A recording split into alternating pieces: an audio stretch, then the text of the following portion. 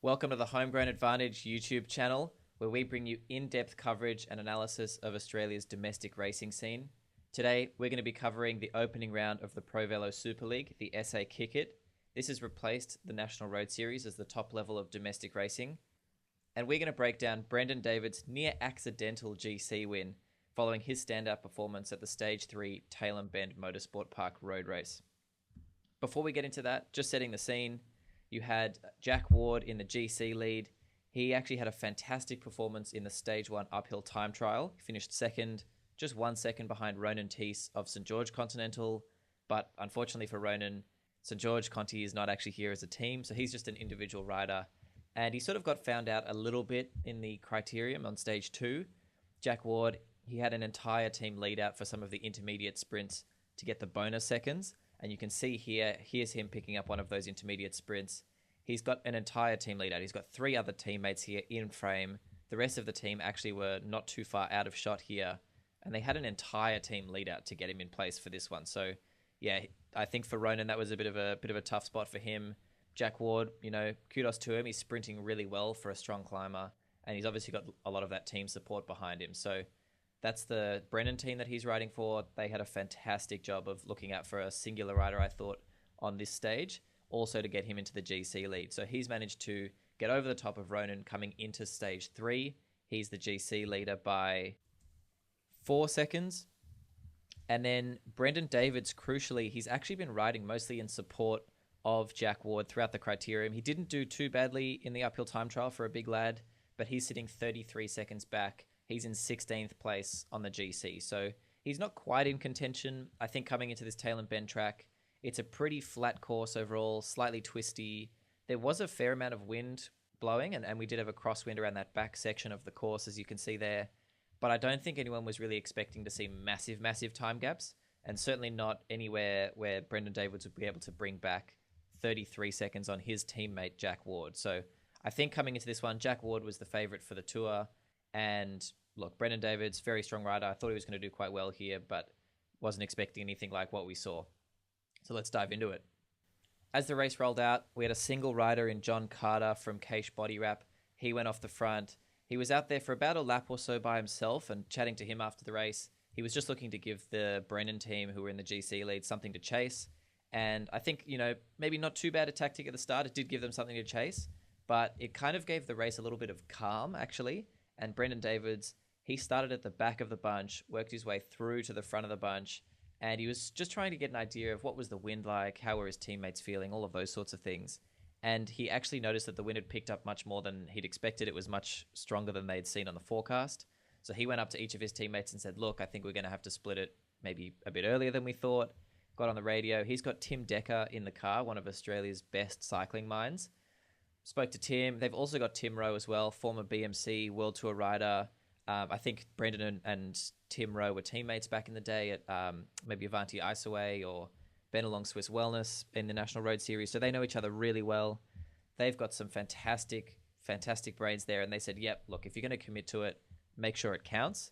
Get the whole team up there and get to work. So that's exactly what they did. And you can see here, you've got the entire Brendon team coming to the front. It's all 7 riders, which is an important number because normally for a Pro Velo Super League race, you can only enter a field or a team of 6. But if you enter an extra rider, you can enter an extra rider if they're an under 19 rider. So they've actually got an extra here. So they've got 7 on the start line. And they managed to get all 7 pretty much perfectly lined up at the front. They did a great job of splitting things up from the very beginning. They managed to split the bunch into about 6 different groups at one point. You had a front group. Brendon Davids had done a lot of work to split that up, and he was actually sitting in no man's land in between the first and second group. So he was just by himself. Thankfully for him, that second group, they came back to the front, brought Davids with him, and he was looking to get a couple of those bonus seconds to try and move into the top 10, I think. So he actually ended up attacking, came back to the bunch, and the Brendon team, they were in a really good spot at this point. They had Jack Ward in the GC lead in the front group. They had Blake Agnoletto, who was the favourite to take out the sprint. He just won the Stage 2 criterium the day before, and I think everyone was looking at him if it was going to be a sprint finish. And then they had sort of the rest of the team there, and they've got a lot of strong guys here. You've got Julian Baudry, the under-23 road race champion. You've got Tristan Saunders, fantastic sprinter, won a lot of big races here in Australia. And then obviously Brendon Davids. And so Brendon actually went on the attack again to try and put a bit more pressure on the rest of the field. I think importantly, it was the Caish body wrap team. They were really trying to put some pressure on. They had Graham Frisley, who was someone who was going to be a favourite for the sprint as well, someone who could challenge Blake Agnoletto. Will Heffernan was there, Connor Lay, some really strong sort of classics type riders. But you had Brendon Davids going up the road, and he was actually joined as well by Tynan Shannon of Team Royal Bikes. And we hadn't seen too much of Shannon throughout the tour so far. He hadn't lost too much time. He was a little bit further down than Brendon Davids was, but he's a very strong rider, has a good sprint, very strong sort of all-day classics rider. So he actually attacked to join Brendon Davids. And just to show you how hard it was in those crosswind sections, look at Shannon's attack here. He comes wide around the outside, makes the attack. As soon as he gets to the front, he pretty much immediately starts freewheeling. And I don't know if that was because he expected to come around with more speed, if he thought maybe someone was going to join him, if he thought someone was on the wheel. Either way, he's coasting essentially off the front of the bunch. He turned around and thought, yep, I'm going to press on from here, and rode across to Brendon Davids. But no one really was interested in chasing him. You had a few Caish riders there. No one really seemed interested in following or chasing him from that point.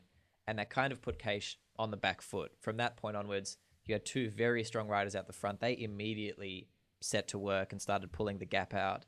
They actually got it to about 3 minutes at its biggest point. And for the Caish team, they would normally try and ride for Graham Frisley in this situation, I would expect. But unfortunately for them, they can't just put Graham in the bunch, have two riders chase down those two out the front. They're too strong for that. So they actually had to put their entire team remaining at the front of the race, all three riders, onto the front. You can see that there on the screen. And it's a tough spot because it makes them very vulnerable for any further attacks from the Brendon squad or Royal Bikes or anybody else. And sure enough, that's exactly what happened. The Brendon team, they thinned things out further throughout the crosswinds on the next few laps, eventually getting that front group or chase group to 6 riders. So you have 2 out front, 1 Brendon, 1 Royal Bikes, and then you have a chase group of 6. And they actually managed to get the whole chase group of 6, basically only those 2 teams. So at that point, the race has taken on a pretty interesting sort of shape. You've got really just 2 teams dominating the rest of the field, while the rest of the field is scrambling behind. Coming to the last lap, Brendon Davids, he managed to get Tynan Shannon in a really tricky spot. Shannon, great sprinter, but, he's got Brendon Davids to go against, also a good sprinter. And I think Brendon, he'd been sort of checking the finish line, checking the wind, where he wanted to sprint from. It was a very calculated ride from Brendon Davids. So Brendon's coming into that finish. I think he knows what he wants to do. A lap before they came into the line, he went to Tynan and said, hey, look, in the group behind, I've got Jack Ward. He's the GC leader. I've also got Blake Agnoletto. Blake's pretty much a certainty to win the sprint at this point, and Jack Ward was originally who they were going to be riding for, at least I thought, for the GC. And, Tynan Shannon's kind of got a tricky spot at that point. They're far enough up the road that Shannon's essentially guaranteed second on GC, second on the stage at least as well, if he rides with Brendon Davids and Brendon rolls him for the sprint.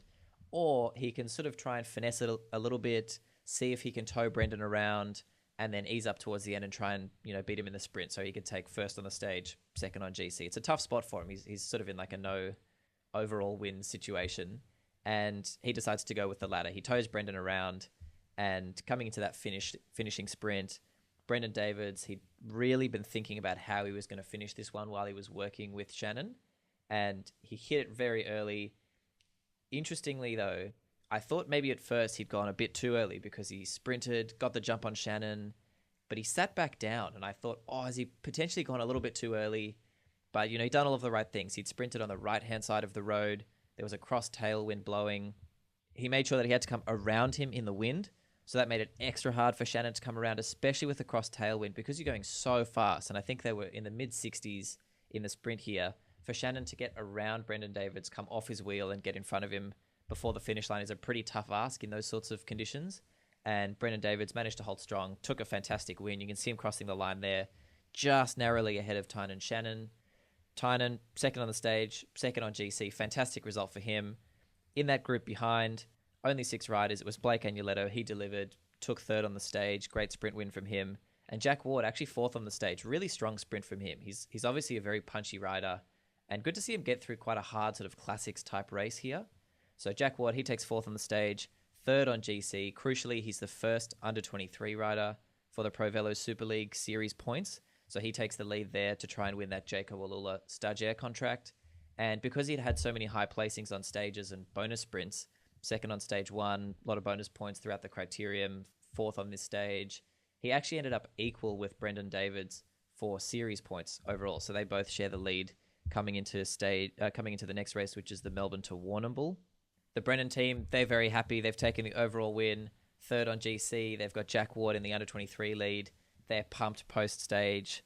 Brendon Davids, it's been a little while between drinks for him at the top of the National Road Series. I remember him winning, I think it was the Battle on the Border back in 2017 or 2018. He took a big win there when he burst onto the scene. Good to see him back to winning ways here. Here's what he had to say post-race. Yeah, hats off to the boys. I can't really thank them enough. I think in the chat this morning, we were all just like, everyone commits 100%, and we win as a team, ride as a team, and yeah, I think that comes down from Decker at the top there. He's really good at geeing all the boys up, and all for one and one for all sort of mentality, and yeah, I really can't thank them enough. And so finishing things off, it's Brendon Davids in the GC lead. He's ahead of Tyne and Shannon by 21 seconds. Really strong ride from Shannon. Great job managing to move up so many spots at the end of this stage. Jack Ward, he takes third place, 1 minute and 40 down, so that's the gap to the breakaway. Jack Ward, like I was saying, first under 23, he takes those series points, so he's in a strong, commanding position heading into the Melbourne to Warrnambool and the rest of the series to try and win that Jayco Ulula Stagiaire contract. And one thing to point out here, of the top 6 riders, you've only got 2 teams. You've got Team Brennan and Team Royal Bikes. I expected to see maybe a little bit more from the Caish Body Wrap team. They did have a couple of their riders at the Tour Down Under, Cam Scott, Liam Walsh, who I'm sure would have done very well here. I think they might be back for the Melbourne to Warrnambool, so should be a really strong field for that one. But yeah, really impressed by Team Brennan. Strong riders, good sort of tactical nous. I think they're going to be definitely a team to watch throughout this series. Stay tuned for our preview of the Melbourne to Warrnambool. That'll be on the podcast, and we'll do a recap of the Melbourne to Warrnambool post-race. Same format as this. We'll catch you next time.